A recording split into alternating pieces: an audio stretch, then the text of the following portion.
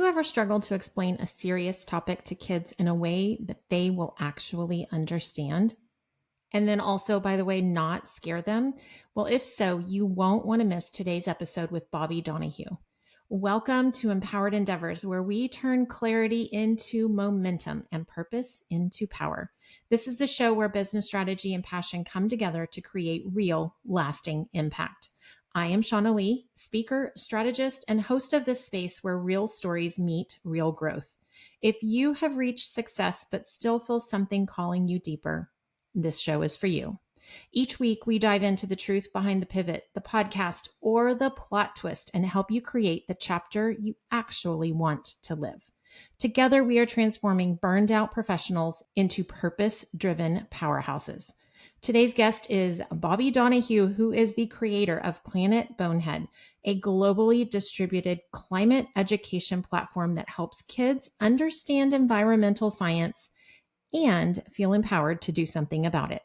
We met through Podmatch, and I am eager for you to meet him and to hear about his mission to reach 100 million kids by 2033. All right, let's get into it. Well, hello, everyone, and welcome back. Today, I am introducing you to another new internet friend.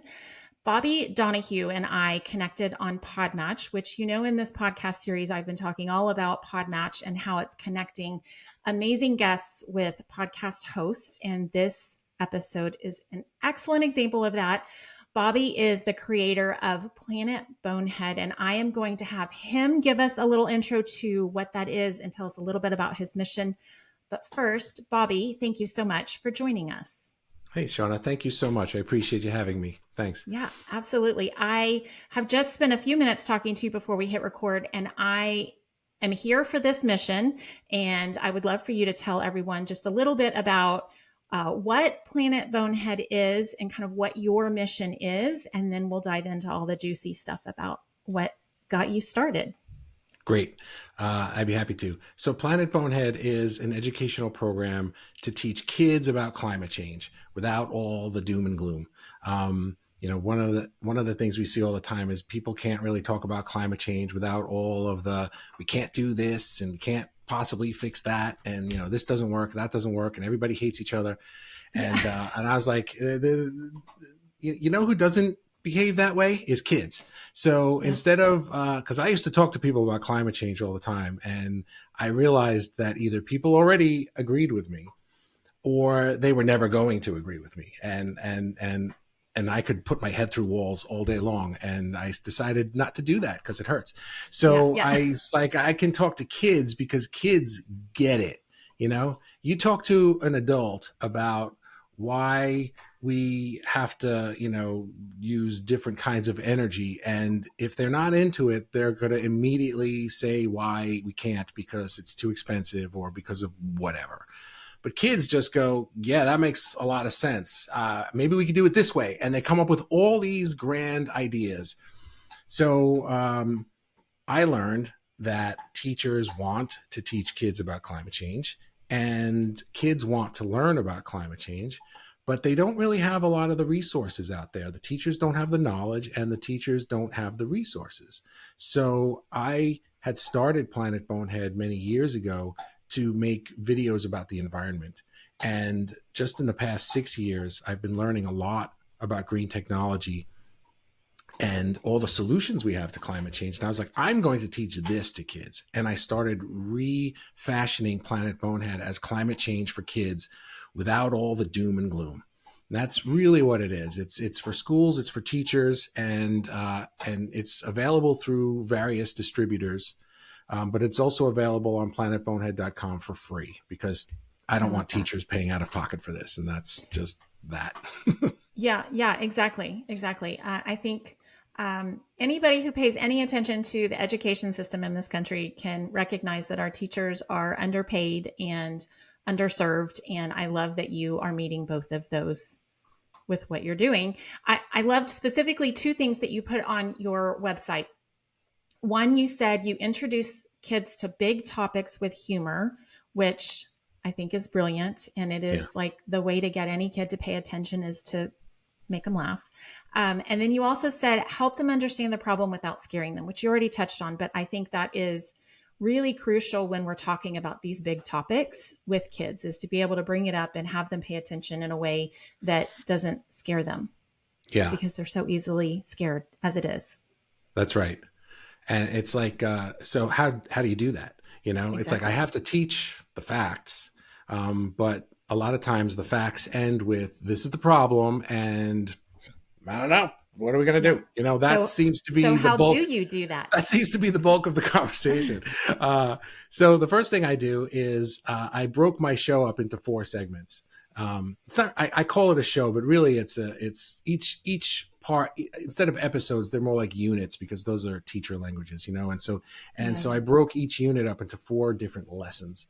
And the first lesson is called Meet the Boneheads. And it's each unit just has a cartoon. It's like a 15-minute or so animated adventure with the Bonehead characters.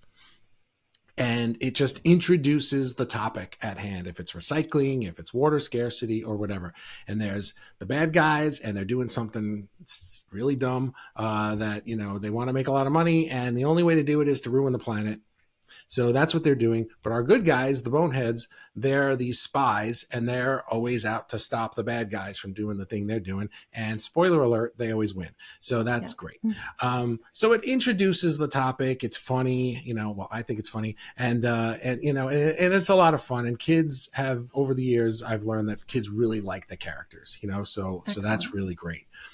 The second part is called It's Your Planet Too. And this is a documentary series where I explain the problem. This is as doom and gloom as it gets. You know, I won't sugarcoat it and pretend it's not a problem.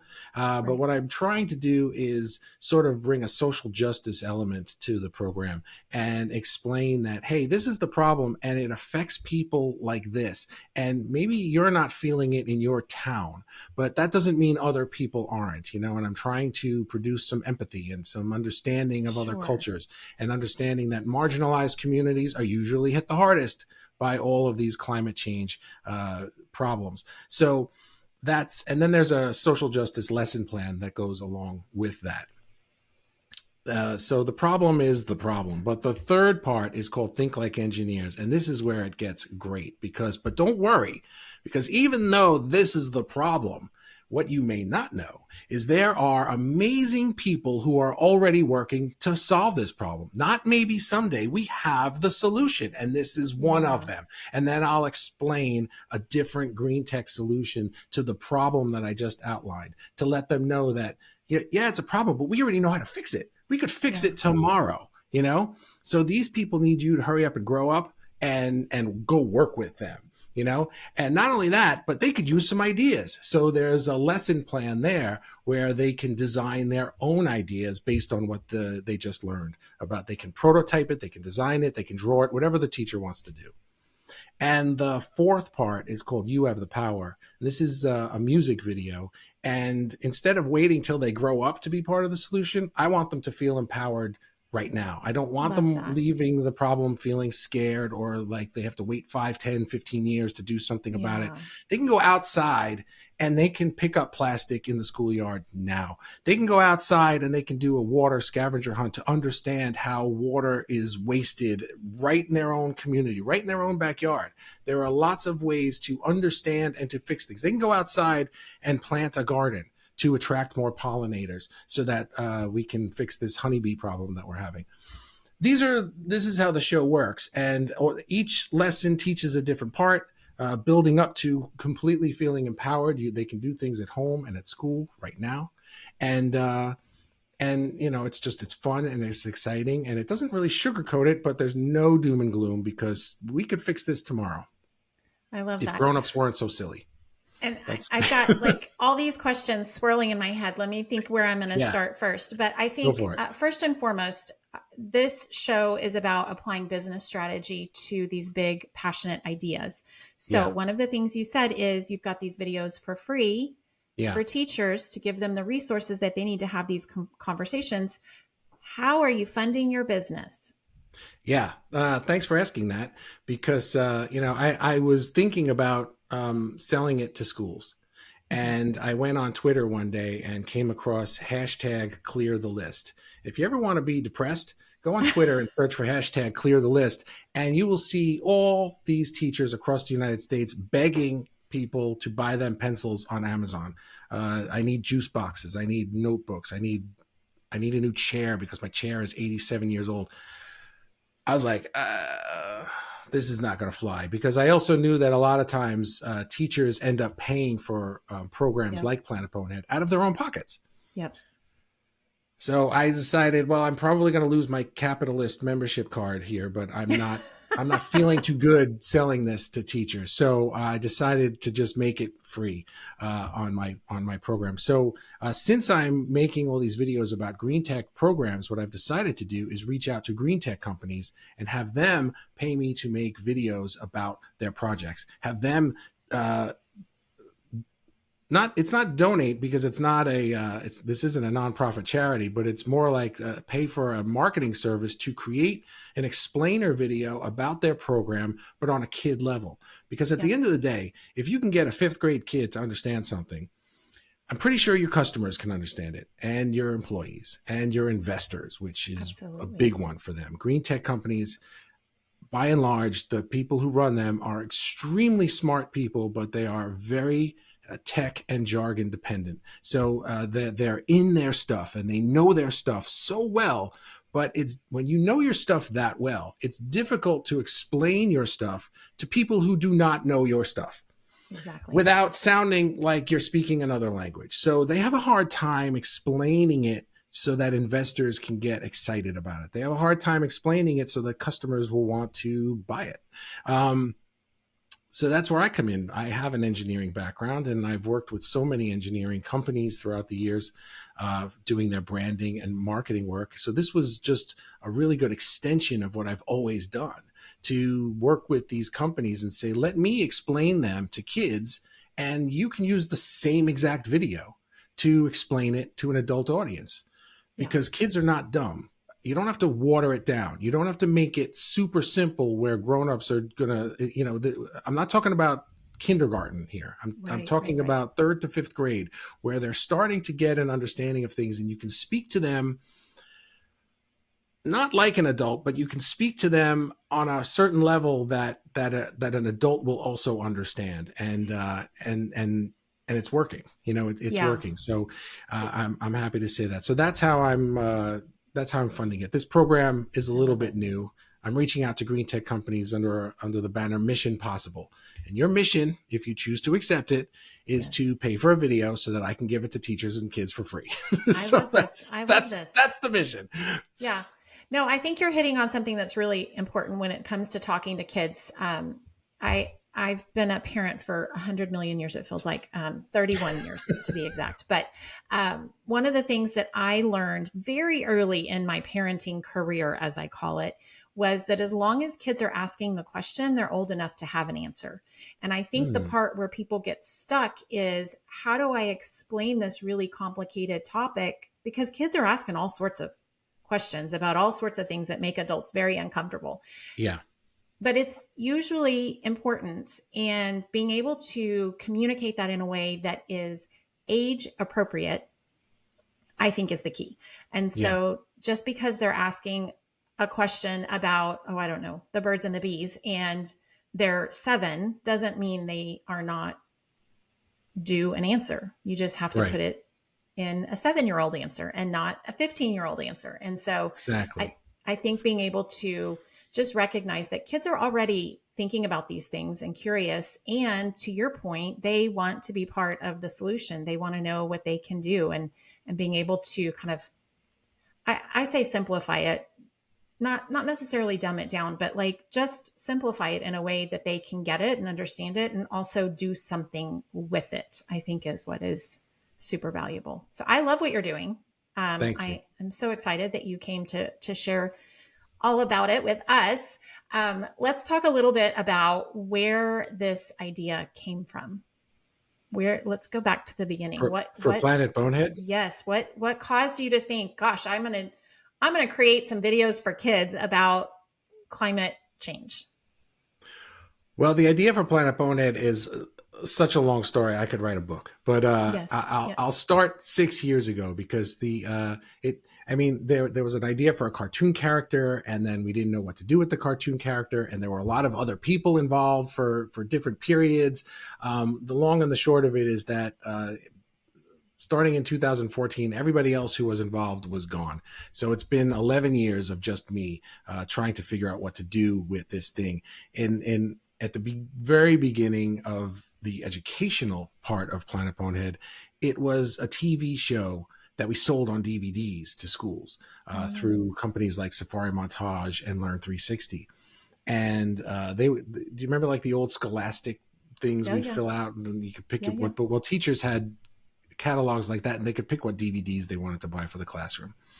And we were selling DVDs, and they liked them. And then these companies switched to streaming, so they became like Netflix for schools. Yeah. And so these old shows have been streaming on these companies into schools across the U.S. for 15 years now. So, but then about 6 or 7 years ago, I started talking to green tech people and on LinkedIn and connecting with them because I really wanted to get more into climate change and not just the environment in general. And I was like, well, what's the solution to climate change is green technology that I wanted to. There are other solutions, but that was what I wanted to focus on. And when I started talking to these CEOs, a few patterns started to emerge. Number one is that green tech is saving the world, but nobody knows about it. That was the first thing I learned because there are so many green tech companies out there, so many green tech entrepreneurs whose individual product, whose individual project could solve climate change tomorrow. Multiple people whose individual multiple people whose Yeah. individual projects could literally solve all climate change problems tomorrow if we had the political will to use them. We do not. So Yeah. these people are building these things. And, it's like they have the cure for cancer, but, we'd rather just continue having cancer because that makes more money. So, I'm not a conspiracy theorist, but I didn't mean to. I I am. didn't mean to open that Pandora's box, but this is not a conspiracy because I Yeah. Yeah. have Yeah. met these people. I have seen their green tech programs. One in particular, the one I use all the time, is a company that you can take the garbage out of the landfill and put it into what's called an autoclave. It's a big giant cylinder with heat and pressure and steam, technology that we've had since Jules Verne, and you could turn it into what's called Wilson fiber, and it is then you could use that Wilson fiber to create an oil replacement, a coal replacement, and a wood pellet replacement out of the same fiber, and they burn clean. So we could take all our garbage and turn it into renewable energy. Mm. Don't need to recycle anymore. Don't need to worry about landfills anymore. Don't need to worry about the methane in the air anymore. Need to worry about burning fossil fuels anymore. I mean, literally, this would solve almost all of our problems. And that's just one. I've met so many. But we don't use it. So that's where this came from. I was like, I'm going to teach kids about this because, like Yeah. I said earlier, I could argue with grown-ups about this, but they don't Yeah. want to hear it. They're And not listening. I'm tired of arguing with people. It gives me blood pressure, and Yeah. Yeah. Yeah. I want to things. So so talking to kids, that's great. They're like, hey, maybe we could do it this way, and maybe we could do it that way, and Oh, they they're come up full with of all these ideas. amazing Yeah. ideas Yeah. Yeah. It's funny because because I just started substitute teaching and I don't even know why I did this because it certainly was not for the money. But it's not. But I would leave each day. First of all, I left each day utterly exhausted and depleted. But I have so much fun hanging out with children. I call them little people, even though that's the term we use for other groups of people. right. I love the little people because they're so creative and fun and half the time it's like herding cats, but it's just their way of looking at the world. um, First of all, it's not doom and gloom, and they're full of light and hope and um, spunky energy. And I don't know, I love it. And if I could find a way to do what I'm doing with the little people, that would be a win-win for me for sure. So I love that you have taken such a big topic and you've intertwined it in that way. Yeah, thanks. Yeah, that's really awesome. So I guess since this has been really a series most recently on my show about podcasting specifically, let's talk about how you are using your guest spots strategically for your business. Okay. Uh, So, yeah, tell me a little bit about your experience with Podmatch, first of all, and kind of how that's going for you. Sure. Well, a friend of mine suggested that I use podcasting as a way to get my message out there, and it's done a couple of things for me, which is interesting. So I joined Podmatch because I didn't know how else to meet podcasters, Yeah, and it's good because I'm meeting a lot of great people, yourself included. thank you. And Yeah, it's been really great for me too. yeah, I like Podmatch. And so what I learned is that it's helping me to practice my message. Mm-hmm. The more I am a guest on people's podcasts, the more I realize that sometimes I'm saying the same thing, but I'm saying it with more conviction. I'm Yep. saying it with more confidence, and I'm saying it better. I'm getting it in a little less time. It's like Yeah. it used to be like I've given you answers now so far that were maybe 3 to 5 minutes a piece. That used to take me 45 minutes to get through that because I was Yes. like all over the place. Oh, wait, I forgot about this, Yes. Yes. Yes. and being a guest on podcasts has helped me to be more concise and I am also so learn glad you when to. said that because, and I'm so sorry, I'm That's interrupting you, okay. but I'm glad you said that because I have not touched on that on the show yet, specifically around how being a guest allows you to practice. Yeah.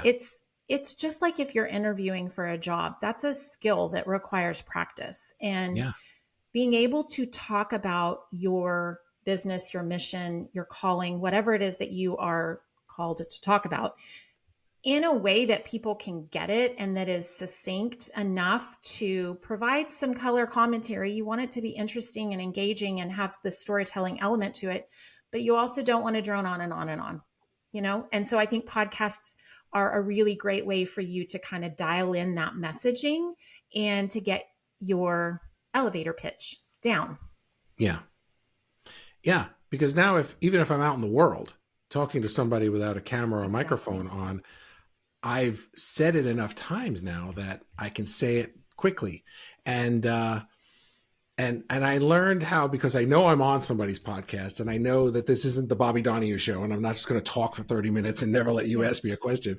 Yeah. I've learned how to say my answer and then be like, and that's my answer. And now I'm done. Like, that's Yes. it. Yes. you know? I've been having this conversation with my youngest daughter who, after school every day, I will say, well, I have a couple different thoughts, but I will say, how was your day? And she goes on her monologue and proceeds to tell me every tiny little detail about her entire day, the ups, the downs. It's usually bad, but and I am not to ask any questions, and it is a monologue, and she is just delivering the information for me to consume. And I have been trying to communicate to her that conversations, there's this give and take, there's this flow, and she seems to think that if I comment that I'm interrupting her. And listen, I've been accused of interrupting people, and I do it a lot on my show, but it's my show. And so I was communicating to her that it's just the back and forth of a conversation. And I think podcasting has been a great way to kind of practice that, especially for me being the interrupter. Both being the host and the guest allows me to practice the pauses, the allowing the other person to have a comment or a question, and to kind of get the flow of the conversation going. Again, it's a skill to be practiced. Yeah, it is.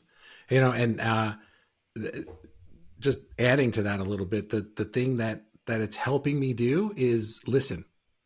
you Yes. know because a lot of times people have conversations and they're talking, and when the other person's talking, they're just thinking about what they're going to say next. Yes. And Yes. but being a podcast guest, I have to listen to what you're saying so I can answer your question. And that's Exactly.